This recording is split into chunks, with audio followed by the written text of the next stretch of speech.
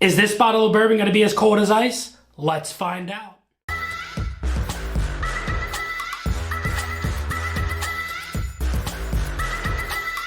What is going on, everybody? Nathan here with the Everyday Drinker, bringing you guys a brand new video. Today on the bar top, we have a brand new release from Barrell Bourbon Company. This bad boy right here is a Barrell Bourbon blended bourbon that was then finished in an ice wine cask. Now that to me sounds so interesting, because if you've never had ice wine before, ice wine is a really sweet dessert style wine that is very hard to come by. You have to have the grapes in perfect conditions in these ice cold temperatures where they don't over freeze, but they are just in this perfect happy, just really cold state, and it makes for a very viscous sweet wine that is very enjoyable. And for that, it is then aged in barrels, and here we have a bottle of bourbon that is fantastic on its own, but then again finished in these casks to bring in some really interesting nuances. And I can't wait to crack this bad boy open. As always, you guys know when I receive these bottles, I can give a full honest review, and I'm going to do that today. You know, I am not the biggest wine finished bourbon fan at all. I really don't enjoy ports. Sherry's not my big go-to. The Cabernets, all of these wine finishes I find can be overdone. And we're gonna find that out today with this ice wine cask finish bottle. This is coming in at 106.52 proof, and the youngest bourbon in this bottle is 5 years old. But I will give you guys the entire rundown of the mash bill and the years and ages of all the whiskeys blended into this Barrell Bourbon offering. Now, these are available online and in your local stores for purchase now. But let's get a cork pop, see what this thing is all about. It's a nice cork pop. That sounded really nice. Get a nice pour. All right, here we go. Now I'm gonna let this bad boy breathe for a minute, and I will be right back.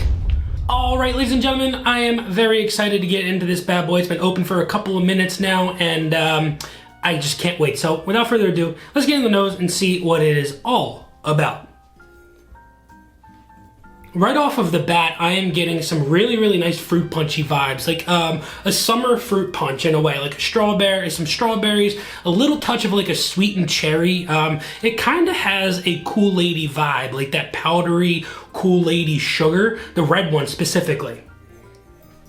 Now, I was expecting this to come through and have a winey kind of nose. Now, for most of you, if you don't know, most ice wines, from what I have gathered and researched and have personally had, have all been white wines. Now, that really doesn't change much, but those tend to be a little bit sweeter sometimes. I get a really nice soft caramel on this. The nose is really pleasant so far. It's not overpowered whatsoever.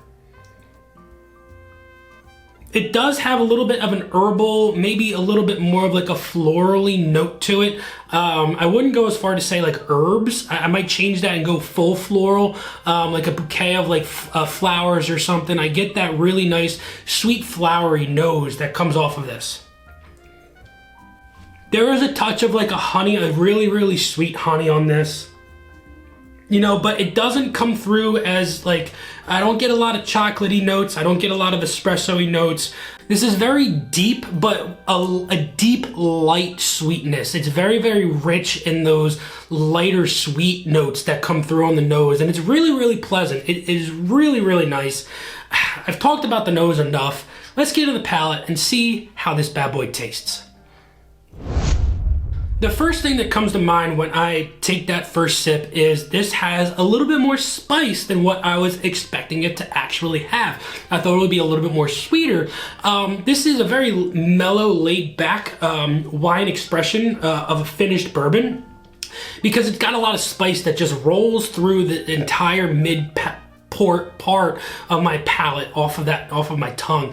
It kind of makes a cross on my tongue where it crosses the center and then crosses from left to right, and it's really interesting.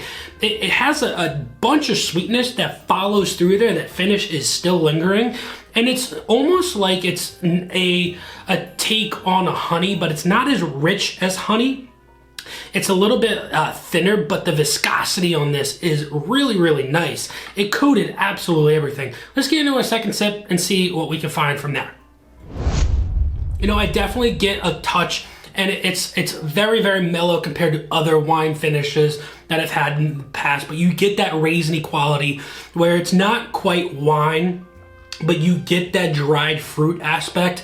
You get those like white golden raisins in there, and it's really, really pleasant. Now, I was expecting it to be a little bit richer. You know, it starts off really, really, really, really pleasant, really enjoyable. The mid palate's really good. It transfers from that spice with that like subdued honey note. You get a little touch of that pepper, and then it kind of just goes from this mixing of pepper and sweetness into that finish, which is really, really interesting. You know, this whiskey right here is probably my favorite wine finished expression that I've personally ever had. It doesn't overdo the wine whatsoever. You get the nuances that the wine has to offer and what it wants to bring, but the predominant note on this is still bourbon. And that's what I think a lot of finishes lack. And for a lack of better terms, I think they overdo it. And when you're finishing something, you don't want that finish to be the predominant part of the whiskey. You want that to just be like, oh wow, there's something different in this whiskey. And for me, this does it absolutely perfectly. Now, what I want you guys to do, drop that like, leave a comment down below on what your favorite wine finish expression of any kind of bourbon or whiskey is down in the comments below. Make sure you smash that subscribe button and check out the Patreon, because I'm giving away a 2-ounce sample of this bad boy to one lucky patron. So for as little as $2 a month, you can get your hands on a sample of this, a sample of that, maybe some other fun samples and things along those lines. And like I've said, we are doing barrel picks left and right for 2025, and I don't want any of you to miss that. Now, one last sip of this bad boy and I will give you my final thoughts on it.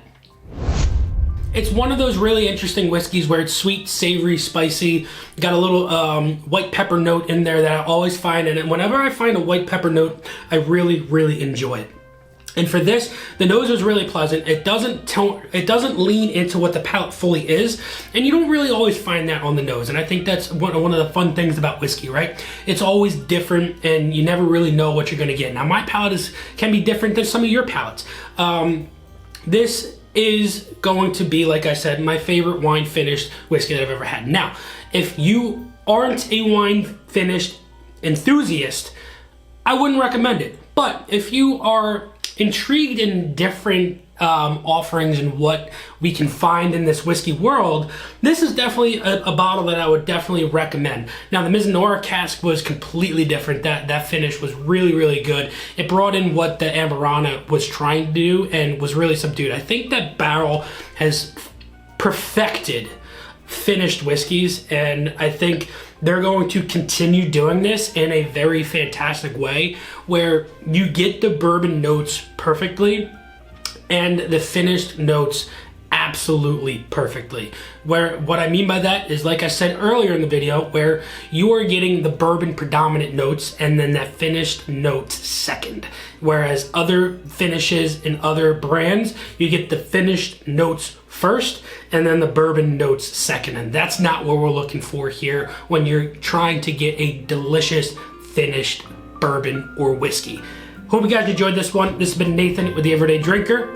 And until next time, cheers.